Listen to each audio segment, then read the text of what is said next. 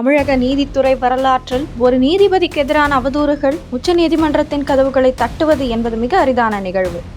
ஆனால் மதுரை உயர்நீதிமன்ற நீதியரசர் ஜி.ஆர். சுவாமிநாதன் விவகாரத்தில் இதுதான் நடந்துள்ளது. திருப்பரங்குன்றம் தீப விவகாரத்தில் அவர் வழங்கிய ஒரு தீர்ப்பை தொடர்ந்து சமூக வலைதளங்களில் அவருக்கு எதிராக கிளம்பிய அவதூறு புயல் குறித்து தாக்கல் செய்யப்பட்ட வழக்கில் இன்று உச்சநீதிமன்றம் தமிழக அரசை நோக்கி சில கடுமையான கேள்விகளை கேட்டுள்ளது. இந்த விவகாரம் வெறும் சட்டம் சார்ந்தது மட்டுமல்ல, தமிழக அரசியலிலும் ஒரு மிகப்பெரிய அதிர்வலையை ஏற்படுத்தியுள்ளது.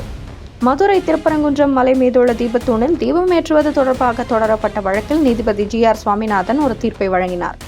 பல ஆண்டுகளாக பாரம்பரியமாக நடந்து வந்த இந்த நிகழ்விற்கு அனுமதி வழங்கி அவர் உத்தரவிட்டிருந்தார். இந்த தீர்ப்பிற்கு பிறகு சில சமூக அமைப்புகளும் யூடியூபர்களும் நீதிபதியின் தீர்ப்பை விமர்சிப்பதாக கூறிக்கொண்டு அவரது தனிப்பட்ட வாழ்வு மற்றும் அவரது சித்தாந்தங்களை குறிவைத்து தாக்கத் தொடங்கினர். நீதிபதி ஒரு குறிப்பிட்ட சித்தாந்தத்தின் அடிப்படையில் தீர்ப்பு வழங்குகிறார் என்று கூறி அவருக்கு எதிராக அவதூறு புத்தகங்கள் வெளியிடப்பட்டதாகவும் நீதிமன்ற வளாகத்திலேயே போராட்டங்கள் நடத்தப்பட்டதாகவும் உச்சநீதிமன்றத்தில் முறையிடப்பட்டது. பாஜக வழக்கறிஞர் ஜி.எஸ். மணி உச்சநீதிமன்றத்தில் தாக்கல் செய்த மனுவில் கூறியிருந்த தகவல்கள் நீதிபதிகளையே அதிர வைத்தன. யூடியூபர்கள் மற்றும் எக்ஸ் தளத்தில் நீதிபதிக்கு எதிராக தரம் தாழ்ந்த விமர்சனங்கள் முன்வைக்கப்படுகின்றன. நீதிமன்ற வளாகத்தின் உள்ளேயே நீதிபதிக்கு எதிராக முழக்கங்கள் எழுப்பப்படுகின்றன. இது நீதித்துறையின் சுதந்திரத்தை பறிக்கும் செயல். இது தொடர்பாக பலமுறை புகார் அளித்தும் தமிழக காவல்துறையோ தமிழக அரசோ எந்த நடவடிக்கையும் எடுக்கவில்லை. இந்த மனுவை இன்று விசாரித்த உச்சநீதிமன்ற நீதிபதிகள் அரவிந்த்குமார் மற்றும் பிரசன்னா பி. வர்லே அமர்வு தமிழக அரசு வழக்கறிஞரை நோக்கி சரமாரியான கேள்விகளை எழுப்பியது.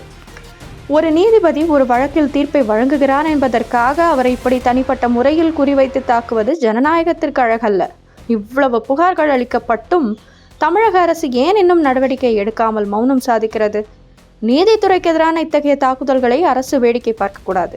இந்த மூவரும் நீதிபதி ஜி.ஆர். சுவாமிநாதனுக்கு எதிராக அவதூறு பரப்பியவர்கள் மீது இதுவரை எடுக்கப்பட்ட நடவடிக்கைகள் என்ன, எத்தனை வழக்குகள் பதியப்பட்டுள்ளன என்பது குறித்து பிப்ரவரி 3 விரிவான அறிக்கையை தாக்கல் செய்ய வேண்டும் என்று உத்தரவிட்டுள்ளனர். நீதிபதி ஜி.ஆர். சுவாமிநாதன் எப்போதும் தனது துணிச்சலான மற்றும் வெளிப்படையான கருத்துக்களுக்காக அறியப்படுபவர். சில மாதங்களுக்கு முன்பு ஒரு நிகழ்ச்சியில் பேசிய அவர் சனாதன தர்மத்தை அனைவரும் நெஞ்சில் வைத்திருக்க வேண்டும் என்று குறிப்பிட்டது பெரும் விவாதத்தை கிளப்பியது. அவரது பல தீர்ப்புகள் திராவிட இயக்க சித்தாந்தங்களுக்கு நேர்மாறாக இருப்பதாக விமர்சகர்கள் கூறி வருகின்றனர். ஒரு நீதிபதியின் தீர்ப்பு தவறாக இருந்தால் அதை மேல்முறையீடு செய்யலாமே தவிர நீதிபதியை கேலி செய்வதோ அல்லது அவதூறு பரப்புவதோ நீதிமன்ற அவமதிப்பு சட்டத்தின் கீழ் வரும். தமிழகத்தில் திமுக அரசுக்கும் சில நீதிபதிகளுக்கும் இடையே ஒரு மெல்லிய மோதல் போக்கு நீண்ட நாட்களாகவே இருந்து வருகிறது.